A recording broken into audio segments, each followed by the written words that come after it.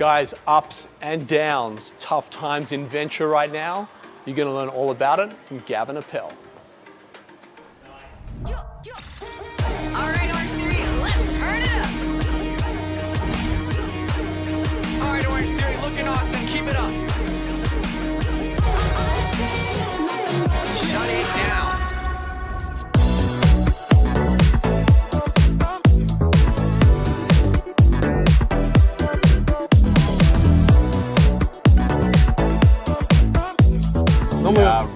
Normally when we come here, we go, yeah, it's been big, but actually, things have been slow. Yeah, really certainly slow. the past month since you and I caught up, things have slowed down. Yep. You know, we said that there was some choppy waters last time when we caught up. Yep. Those choppy waters are continuing, and we'll talk about that today. So while deals are slower, they're still happening. You know, 1 million, 5 million, 10 million, 15 million, the Even deals are 20. still taking place, even 20. So Seek, on the 20 mil, Seek put another $20 million into Sidekicker, which is one of their marketplaces, and refund it. You know, shaking off that buy now, pay later thing, they raised $12 million for instant refunds. Yep. Another interesting one is Black.ai. They raised $5 million, which is in the AI space, in the computer visual space. So that's pretty exciting as well. Super cool.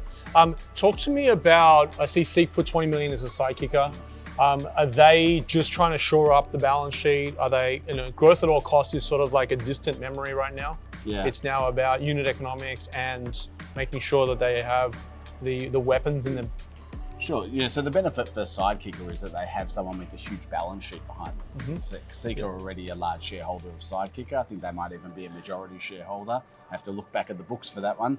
And so when Sidekicker are looking for growth and they want some more capital, they've got a good partner there. Yep. And a lot of people speak about the positives and negatives of having a big corporate as a investor in your business. In this case, Sidekicker are benefiting from that. Let's dive into some choppy waters.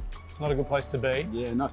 The most interesting thing over the past month for me has been what do they call it? The instant delivery, grocery delivery category. You know, the milk and, what is it, Toblerone in 10 minutes, you know?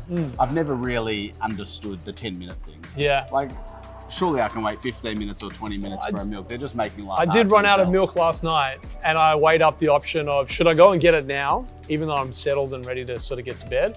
Or should I do it on my way home?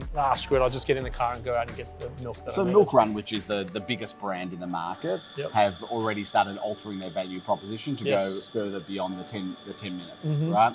They've got tens of millions of dollars, but they're out there raising more because their unit economics, they were saying that it was costing them upwards of $5 or $10 per delivery as a loss. So a bottle of milk is only a couple bucks. Or That's was. right. It's now That's $4.36. We saw Volley also, I think they're shut down actually. There's been a couple of them that have shut down. Yeah. It's so hard to keep in touch. Yeah, There's so many copycats out there. Milk Run certainly have the biggest brand. They're expanding suburb by suburb here in Victoria and in New South Wales. So again, it'll be interesting. Will they settle on 60 minutes, for example? So Woolworths came out with Metro 60 again in the space. If you need milk within 60 minutes, plan your day better, guys. That's right. Let's talk about Neobank, because I saw some sad news about them earlier in the Volt week. shut down, which is a bit sad. You know, they're really trying to disrupt the big four banks. So it's a shame they're giving the deposits back to their customers after struggling to raise their next round. And to be honest, I think we're going to see over the next 6 to 12 months a number of companies struggle to raise their next round. So one of two things will happen. They'll either have to shut down, which would be a shame for these businesses, but it's the nature of startups, a huge proportion shut down.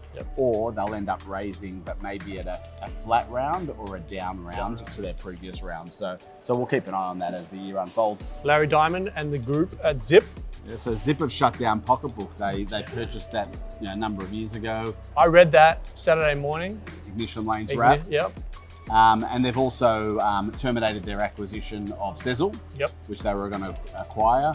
I think they've also pulled out of Singapore as well. So there is a lot of shake-up taking place in a lot of different categories here. And it would not be easy for the founders to be able to make these decisions that alter their strategic plans. And I think Airtree is sending the right advice to their portfolio, which is 2 years of cash at bank versus growth at all costs. Yeah, that's right. And that's a market shift, right? With all the public markets dropping, now the private market's becoming a bit tighter. you know, what the message was in 2021 was growth at all costs, acquire customers, go hard, take more money from us. Now it's being shifted to say, let's be a bit more conservative and let's extend that runway. Speaking about conservative and sort of lying down a little bit, maybe on Dunk Island. Yeah, Mike Cannon-Brooks and his wife Annie purchased Dunk Island for a lazy $23 million. I think that is a good pickup. I mean, it's $23 million bucks, not the average Joe doesn't have that, but I think that $23 million for a private island, I'd love to see if Mike's going to turn that into the equivalent of what Branson did on Necker Island. Well, there might be some offsites taking place on Dunk Island. You never know, a little bit closer to home. Hey, Mike, if you need an operator, baby, come on, let's go. And then we saw a lot of stuff going on Twitter with Elon Musk pulling out. Actually, Twitter just did their quarterly earnings, their quarterly report, out to the market, and they said they spent $33 million just on legal fees and surrounding fees for Elon Musk's Twitter proposal and acquisition that is now no longer on the cards. They're hitting the courts. They're going into a legal battle, I think, starting in September. So that'll be, again, plenty of free media coverage of Elon Musk and Twitter. What's your tip? You reckon he's going to be forced to take it? I reckon there'll be a big payout. There's a $1 billion break fee in the contract, so we'll just have to wait and see. But I think we're talking big. I know you're a big NBA fan. Yes, indeed. If you don't know Toby's a big NBA fan, you just have to walk through some of these Creative Cubes offices. They're plastered all over the wall, but I think there are some big shoes to be filled in some of these Cubes offices soon. Size 21s. Size 21, that's about this long. It's probably just as long as that, yeah. So in our own news, we have Shaquille O'Neal coming to Australia.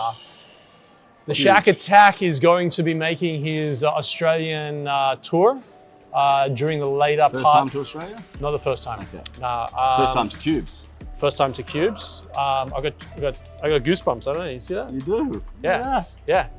First time to Cubes, but Shaquille is coming on an Australian tour. He's visiting Melbourne and Sydney, and as it happens, I was able to get in really close to the circle, and he's coming to Creative Cubes to spend an hour, maybe a little bit longer, in a fireside chat.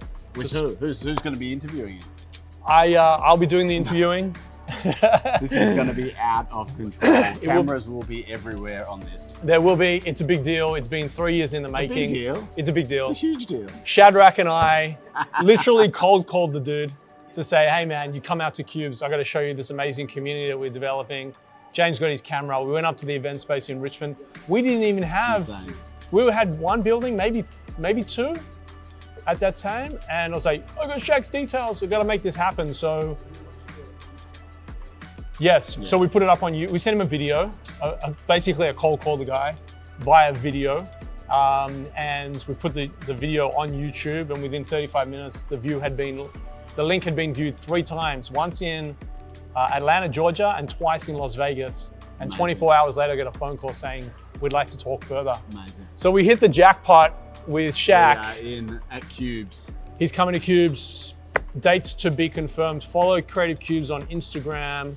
That's where you'll get the details. If you want to be part of it, there are tickets available. They're not for sale, but there are ways you can get in. So follow Creative Cubes at Creative Cubes Co on Instagram to learn more. Gav? This is an event you will not want to miss. I'm pretty pumped, man. It's going to be pretty exciting. And we've got the goosebumps to prove it. They're still there. All right, guys. Thank you. That's a wrap. Next month. Cheers.